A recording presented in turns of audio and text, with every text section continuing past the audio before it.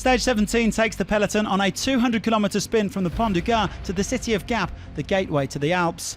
A final opportunity for the baroudeurs and the punchers before heading to high altitude, and so today's breakaway was pretty much guaranteed to go all the way.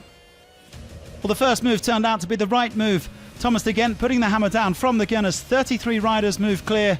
Two non-GC teams missing the split, Total Direct Energy and Arkea Samsic, but their combined efforts to reel the break back in proved fruitless. Plenty of potential stage winners up at the front apart from de Gendt. Greg van Avermaet, Matteo Trentin, Edvald Boasson Hagen, Omar Fraile, Simon Clark and Jasper Stuyven. Rui Costa also in there. The Portuguese rider took a stage-winning gap back on the 2013 Tour a couple of months before being crowned world champion.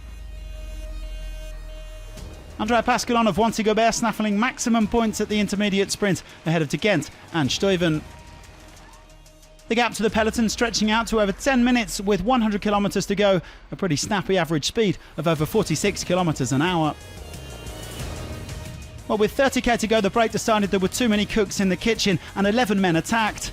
Alexis Goujar and Ben King, joined by Gorka Izagirre, Pierre-Luc Perichon, Tom Skewens, Daniel Oss, Vegard Steek-Langen, Casper Asgreen, Tom Scully, Van Avermaet and Trentin.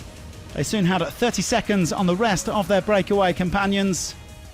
De Koning Quick-Step setting a nice easy pace in the peloton with the gap well over 15 minutes by this point, because the racing was up at the front.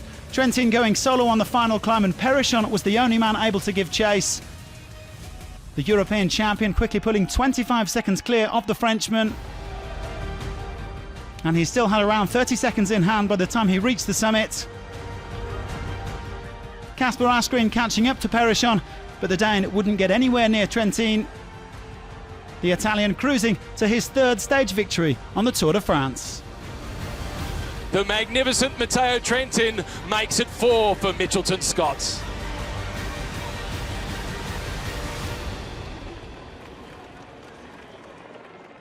Well, Trentin 37 seconds clear of Asgreen with Van Avermaet sprinting to third.